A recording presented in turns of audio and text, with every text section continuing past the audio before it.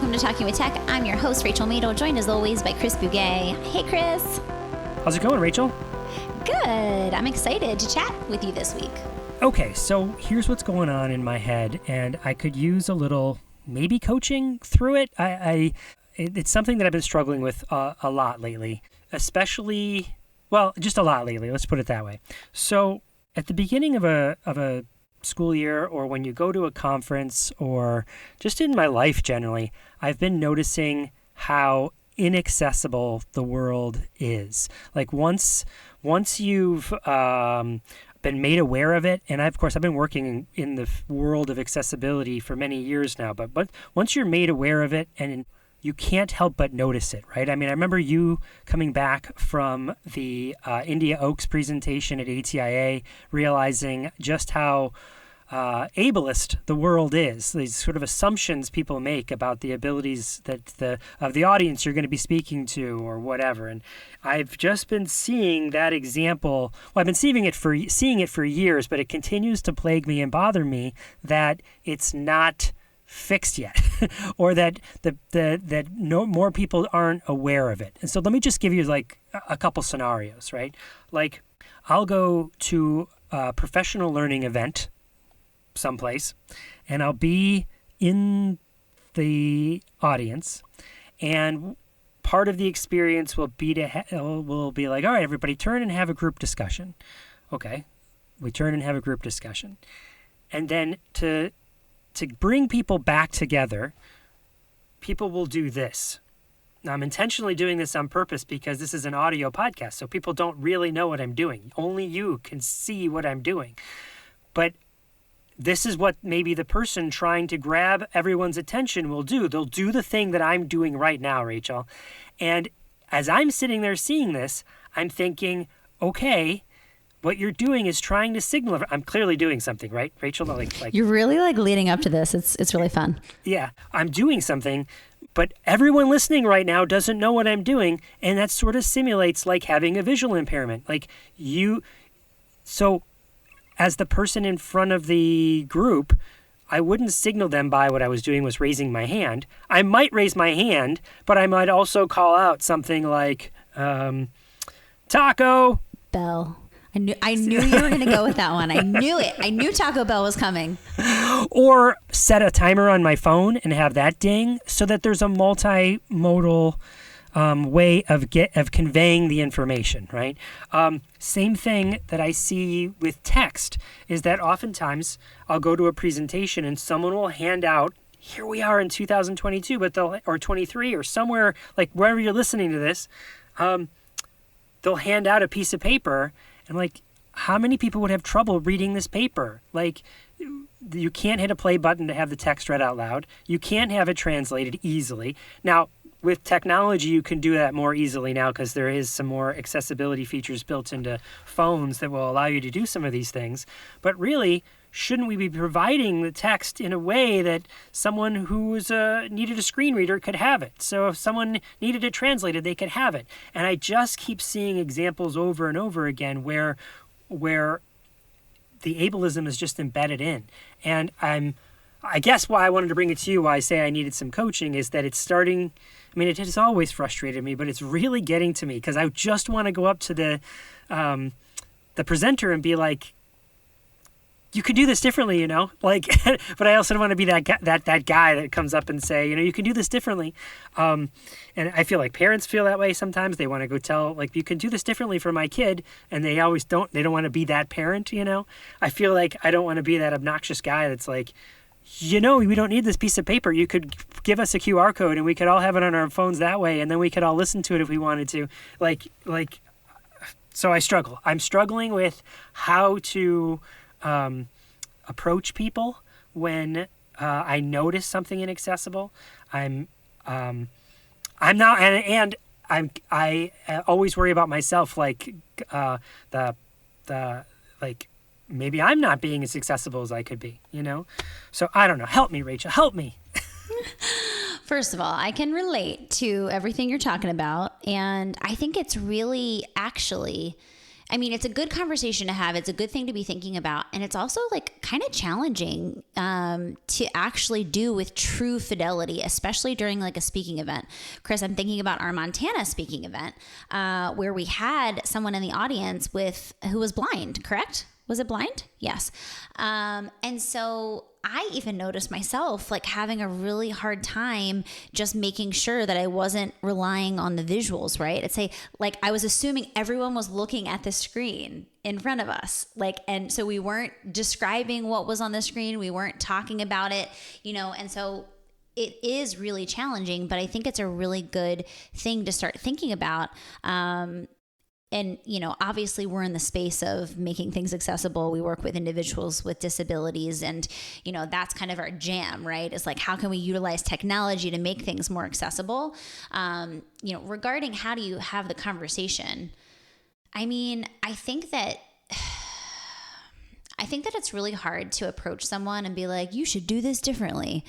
But the coach in me is like, what question could you ask that elicits the same aha moment?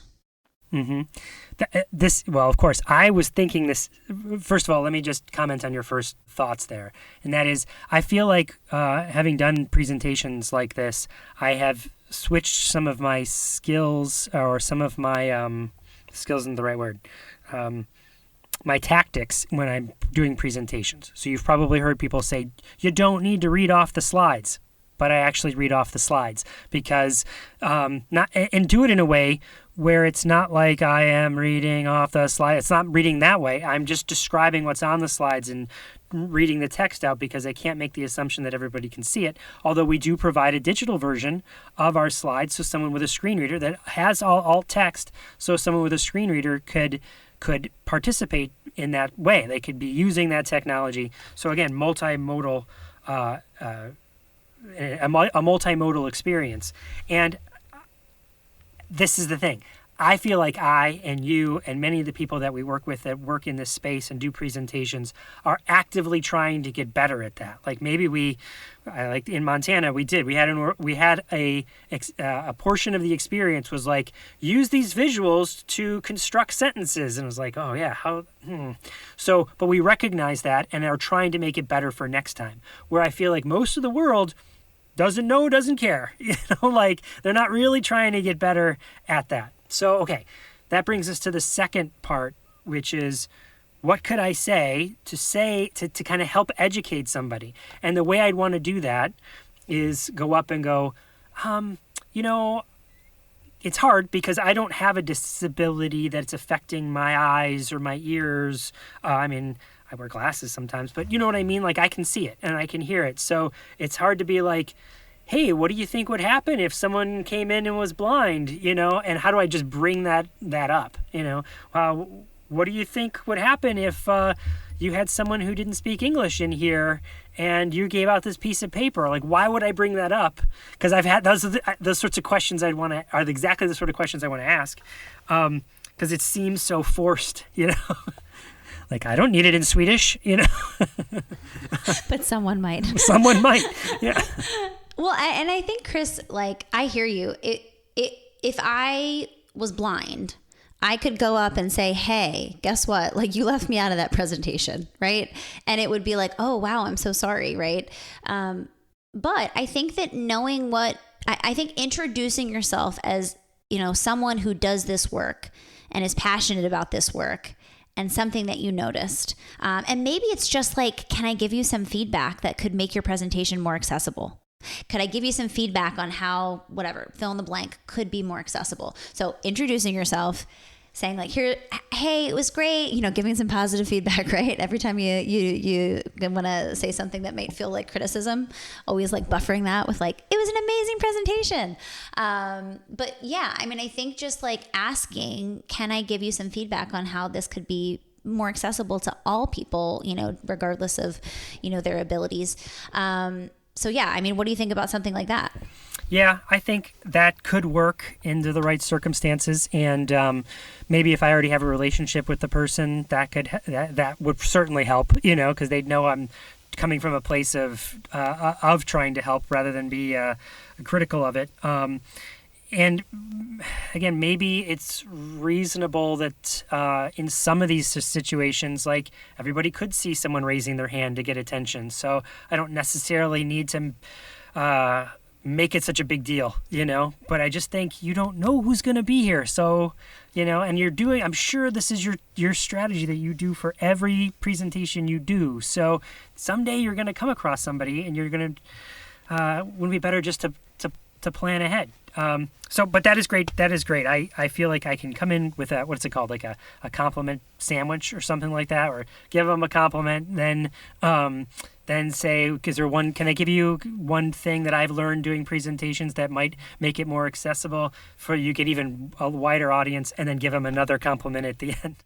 One other thing I think is really helpful is sharing with people about how you used to do it wrong, right? Like we all had moments where you're like, wow, I didn't put captions on that video. Like, whoops, and so it's just this is something that I was so grateful that someone told me, and something that I'm so grateful for, someone pointing out to me. I thought I'd just kind of pass it on to you if you're open.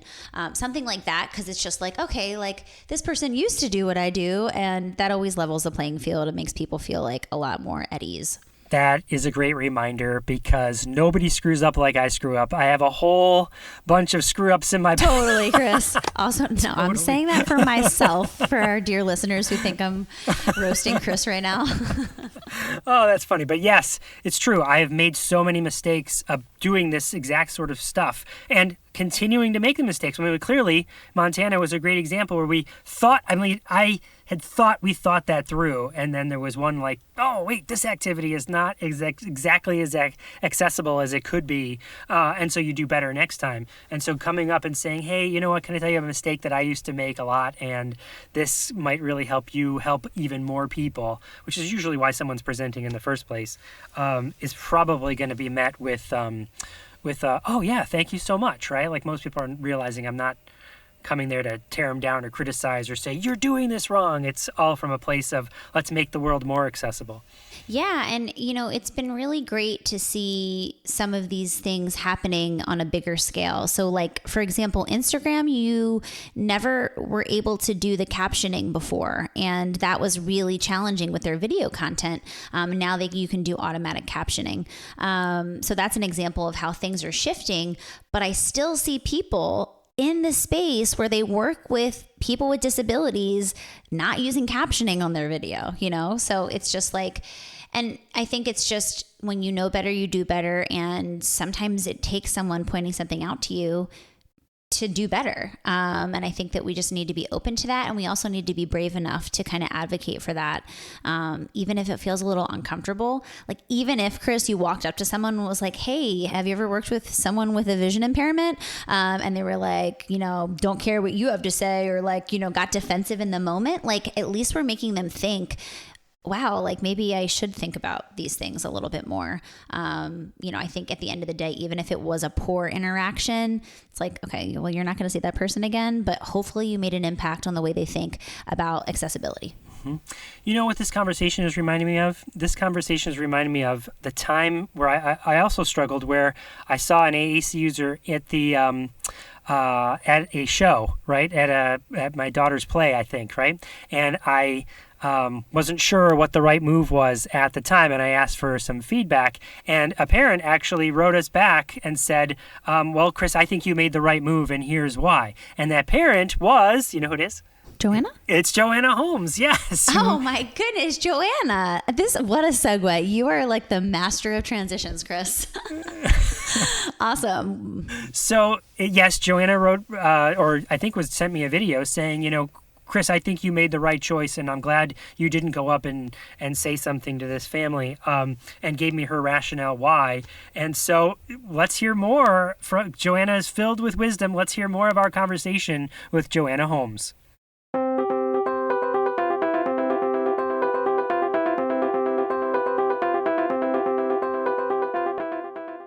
We'd like to thank all of the wonderful Patreon supporters who make this show possible. This podcast is funded by listeners just like you who've signed up at patreon.com/talkingwithtech to show their support. Because of the generosity of our amazing Patreon community, we're able to pay Luke and Michaela, our podcast producer and audio engineer, who keep the show looking and sounding great. Patreon supporters also receive bonus content, such as early access to interviews, behind-the-scenes recordings, additional curated resources and materials, and so much more. Check it out at patreon.com/talkingwithtech.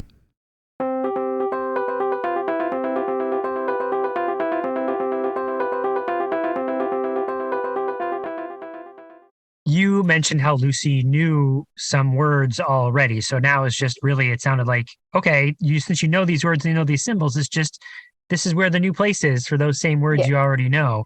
What were the factors in Lucy learning those words? What do you think were the things that really worked for her so that's how she learned them? Consistent modeling and aided language stimulation is what helped her learn them. Seeing them over and over and over and over again. Because the words that she's learned and the words that I'm confident she knows and uses effectively are the ones that were on that first 9-cell printed core board that we started out with when she was like 1 or 2. Mm-hmm. So it's a lot of exposure. She does, she takes a long time to learn things. And I think that's been one of the big challenges. It's been able to kind of stick to it and go, okay, I know this is going to take a long time. I know it's going to be worth it. I know it seems like all those other symbols and all those other menus, well, do we really need them? But actually, in time, she will build them. She might not use them all, but if they're not there, then we can't. And really keeping a view on the long game, I think, is tough. It's really tough. Especially on days like I mentioned to Chris earlier, today's been a really hard kind of at home all day kind of day. I think she's had tummy ache and she's been a bit cranky, and so I've been a bit cranky. And I think it's days like this where you just think, oh, well, I know she's in pain and I'm going to have to sort it out one way or another. And it's days like this that it's hard. Like having a nice play with Bubbles, then it goes well, doesn't it? But days like this can be hard. Bubbles is good therapy for everybody. Oh yeah, I love Bubbles, and it's such she loves Bubbles too. It's a really good motivator. Bubbles and books. Awesome. We love to hear literacy things. Joe, you had mentioned that it's really important to remember the long game. And I feel like that's a point worth emphasizing because so often it's easy to kind of come up with these like short-term, like Band-Aid solutions for the problems that you're experiencing when you're starting to implement an AAC system and trying to teach it. But like, if we're not thinking long-term, we're really setting students up, and really doing a disservice because like we have to be thinking long-term. And as you mentioned, it's sometimes challenging because you have to kind of push through. You have to have this blind faith that like it will work eventually. Like aided language is evidence-based. We know that's how kids learn language, but it doesn't mean that as soon as we start doing it, we're going to start like have this magical moment, where like, aha, like we modeled it a few times and now it's being used. Now, sometimes that does happen, right? And it's really exciting when that happens. But oftentimes it's just like a lot of repetitive exposure, and that takes time. It's a long game. Mm-hmm. And I think one of the things that I see whenever AAC comes up in like general media, there's kind of a narrative about this child got a device and suddenly they can communicate with their family, and I'm like, yes. It's like the Dateline special that's they were locked in and now the technology unlocked it all. Yeah. It's like, well, we have to teach the language, right? Like, yes, the technology can unlock that access, but like we still have individuals who need to be taught language and how to use it, and how when we change things, it changes the meaning and, all of those things. So I think you're exactly right. There's like this narrative of like, they were locked in, technology comes, they're out, right? They're not locked in anymore. And it's just like, that's not the way it goes. It's kind of convenient for people, isn't it? To go, okay, well, there are solutions for people who struggle to talk, and I'm okay. Like that's great. That's that part of life sorted. But I think stammering is very similar. Often the things on the TV about, or suddenly somebody was really, really fluent and they went from stammering loads to being really fluent. And as a fluency therapist, I'd be like, oh, but really what I want to hear is people stammering loads and saying their truth and being out there and stammering. Totally. And I also want to see people out there learning to use AAC and using it and being listened to and being allowed to make mistakes on it and all that stuff. And I think, I think we're still in it. The world still has this expectation of people with disabilities to kind of come forward and conform and use whatever you can. But the reason you're going to do that is to be more like us. And it's really problematic. Absolutely. Yeah. Joe, let's turn this conversation on its ear a little bit, because one of the reasons we got together is that you had some questions. You were reflecting on some of the podcast episodes, and we thought, you know what, maybe this is rather than just the three of us having a conversation, this is something other people might benefit from or hear. So, what were some of those reflections of the podcast? Okay, so I sent you a video, didn't I? That was about the Open AAC movement. Is that one of the things you were thinking? Yeah. So yeah, I put a video on my Instagram feed that when we were in the process of making decisions about Lucy's AAC, I was just feeling really conflicted because I think I was gearing towards cough drop, and that was partly because of sort of clinical reasons, but also I had this kind of feeling of this Open AAC movement feels like a good way to go. And that because it's about the technology, but it's also about being open about information and open with sharing skills and knowledge. And as a parent who sat in a space where you're not getting the support from the professionals who intended to be providing it, I can see that the more we can put things out that are accessible and available is really important. And the video that I'd sent, I was kind of conflicted though, because the companies who've been around for a really long time have invested so much time and energy and research into looking at what does work in AAC and developing symbol sets and developing technology. And I had a look back over the video that I did, and I was talking about the Liberator to PRC, I think. I've been around for about 30 years this year. And I was thinking 30 years ago, I was in senior school and we had one like shared computer room for a school of 700. That is it's a very short amount of time since I was at senior school, I'd like to emphasize. But at that point, these companies were kind of starting out and building those systems. And I have friends now who are AAC users who are using those systems that were developed 30, 40 years ago. And so there was a bit of me thinking, yeah, but the other options, kind of Smartbox or Liberator, well, they've put in a lot of the work. But I just feel like we're in quite a different environment. And I just felt really conflicted. And I thought it would be interesting to talk to people about it, which is why I put it out there and sent it to Chris and said, I think a podcast on this would be good. Well, okay, so let's talk about the AAC, the Open AAC movement, just for a second. Interestingly enough, we have an episode about this. It's many years ago, and the person we interviewed is Brian Whitmer, and Brian Whitmer is the person who developed Cough Drop. Just to bring it all full circle. But the notion of someone is confused about, well, what is this Open AAC? Is essentially the open movement is the idea that certain materials and resources, and in fact research often falls in this category, should be available to the public for free, and free of any licensing restrictions as well, so that someone could take a symbol set and remix it, reuse it, remix it, so that it works for them. Again, without necessarily having to give credit to anybody else. I mean, there's different layers there, but in general, it's open. You can just use it. Go ahead and use it.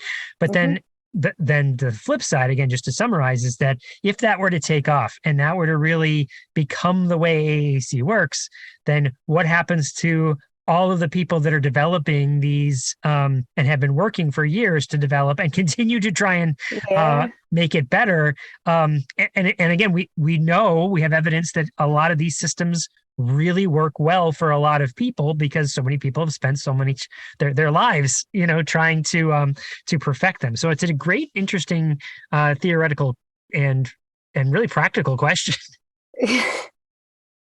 So Rachel, what's the answer? Thanks, Chris, for putting me on the spot here.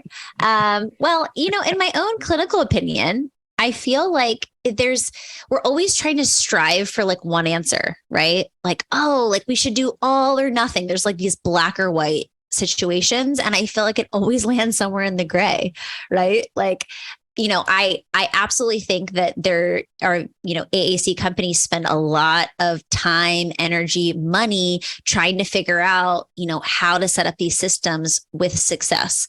And I think a lot of times, there's definitely things that I, appreciate about that type of an approach, especially if they're incorporating AAC users and their thoughts and opinions into the mix, which I feel like a lot of the companies now are starting to do that. But my own clinical opinion too is that like sometimes I'll open things up and I'll be like, why? Who decided on this? Like, this does not make sense. This does not feel, intuitive. An example is like oftentimes, there's some like page sets, Joanna, like you're talking about. And I'm thinking like, I am very practiced at working with an emergent communicator in, establishing core language and phrase-based social language and all these things. And like, after years and years of clinical practice, it's like, I sometimes look at these page sets. I'm like, why this word? This doesn't make sense, And so it's just like, it's interesting. So I think that, the answer is it's somewhere in the middle.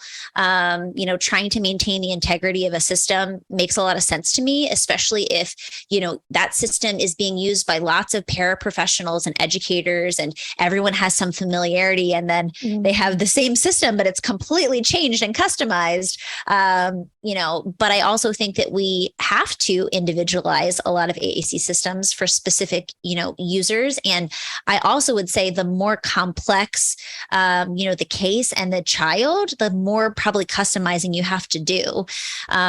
So that's my long-winded answer of like, there's no really good solution, but I think that, it's a mix of trying to maintain integrity of systems that were set up with a specific purpose and in a specific way, but also realizing that there's limitations in all of the AAC systems, like lots and lots of limitations, Mm-hmm. What I might reflect on that is that if you were to talk to Rachel and I, and if you've listened to the podcast at all, you know that we're advocates for starting out with robust language systems. There's no prerequisites for high-tech AAC. And you've used the word many times now, Joe. You said privilege. I feel like I have a certain experience and I'm privileged to be a speech therapist, having a background in speech therapy, right? And that affords me some knowledge here that other parents might not have. And I feel like these two things, Open AAC and I guess closed AAC that you buy, are not necessarily opposed to each other. And that there's Rachel has had the great, again, privilege to go to different countries where you've told the story on the podcast where it's like, well, I'm going to come in with this mindset of high-tech AAC for everybody. And you, immediately when the plane landed and you brought out the iPads, it's like, well, there's no place to charge this. And how are we going to get updates? And there's no Wi-Fi. And so the point is there's such a huge need for increase in AAC awareness and across the globe, that there's room for it all. One's never going to trump the other and take place of it. There's going to be a place for all of it, so that maybe the Open AAC is your catalyst into something later on. In the same way that you're telling the story about your evolution of AAC over the years with Lucy, maybe for some people, because it will. especially if there's barriers in place, the way you said there is in certain funding schemes. And we face that in our neck of the woods too. There's plenty of therapists that will be like, yeah, I have to try and convince my administrator to do it this certain way, right? So all that to say, there's so many barriers to those high-tech, robust AACs, less than there ever was before, but those barriers still exist, that the Open AAC movement might be a catalyst to get there. And it just makes it much more available to so many more people who otherwise wouldn't have anything. One of the things that I thought a lot about when I was thinking about Open AAC, and that I learned a lot about, I learned from the podcast with Brian Whitmer, was about the open board format. And I found that really interesting, because what that would allow for, if everybody was using that, would be that ability to swap and change through things. So actually it turns out, we might need eye gaze, and actually the best device for that is like a grid pad with an eye gaze camera. But we've just spent all this time practicing how to use EasyChat on a Liberator device. I'm taking cough drop out of this completely.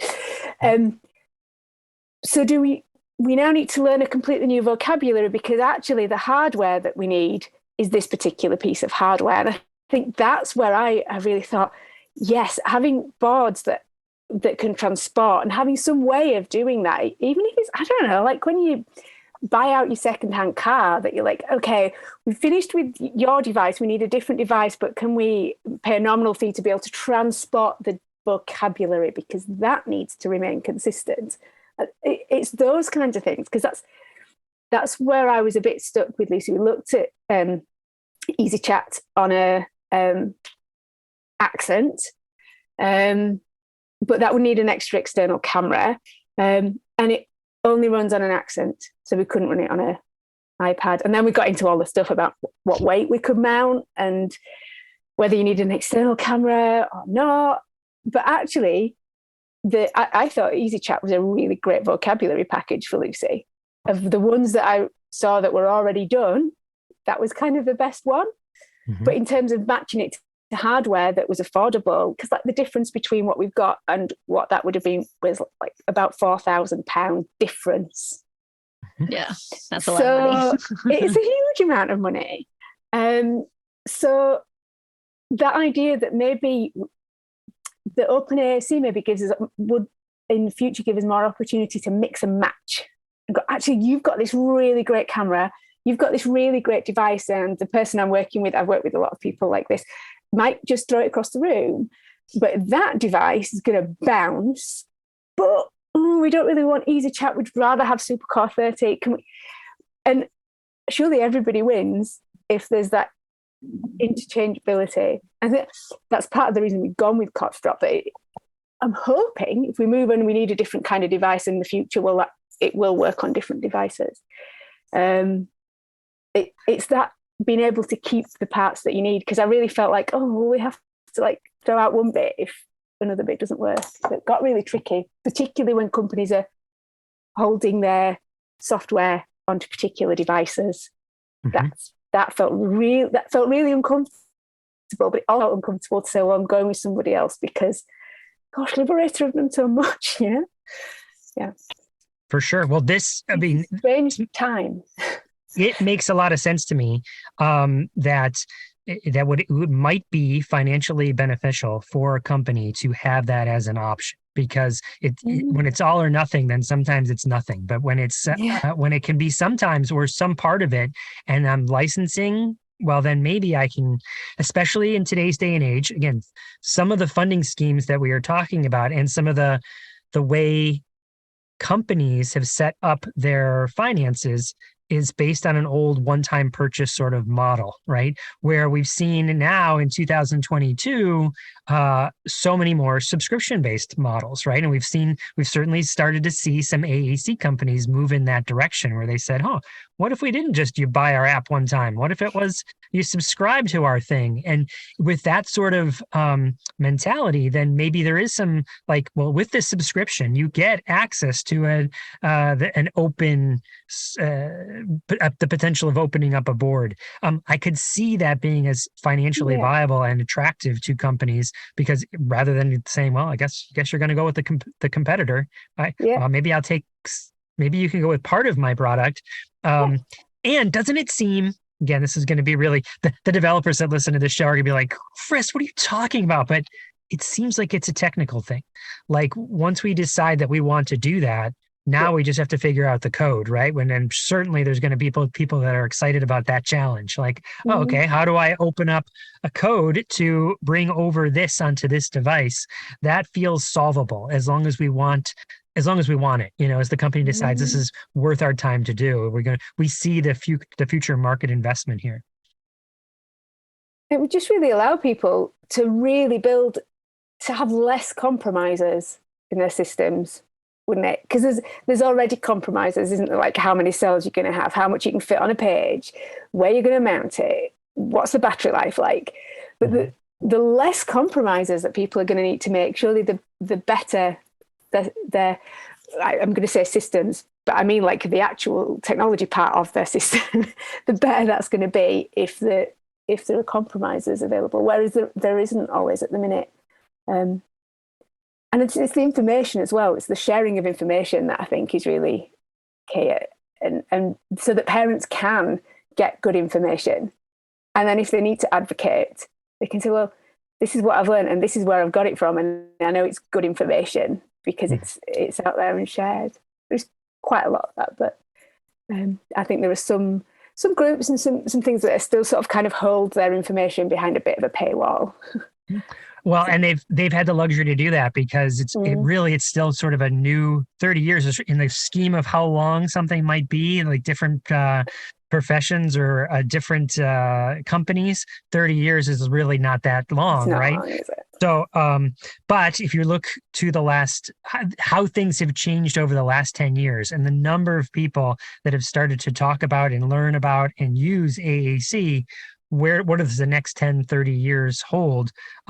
Making moves in that direction and being forward thinking about the life of your company before some competitor comes along and does it faster, cheaper, has more options.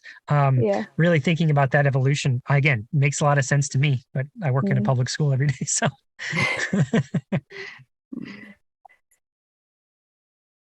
any other thoughts? Any other questions or thoughts before we wrap up our conversation? I don't think I have. I feel like I had a lot of thoughts today.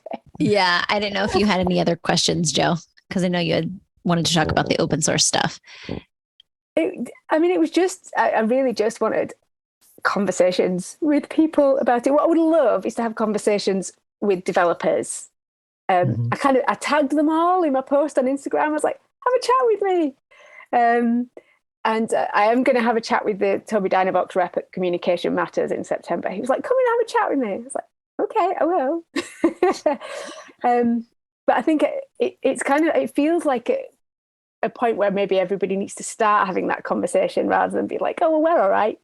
We've got our products, we've got our customers, we're all right, Jack. That actually maybe there's a time we need to start having that conversation and look at how that makes things better and more accessible for everybody, particularly when services, that traditional model of you go to a service, they find you some funding, you get your device. It's just not there. So.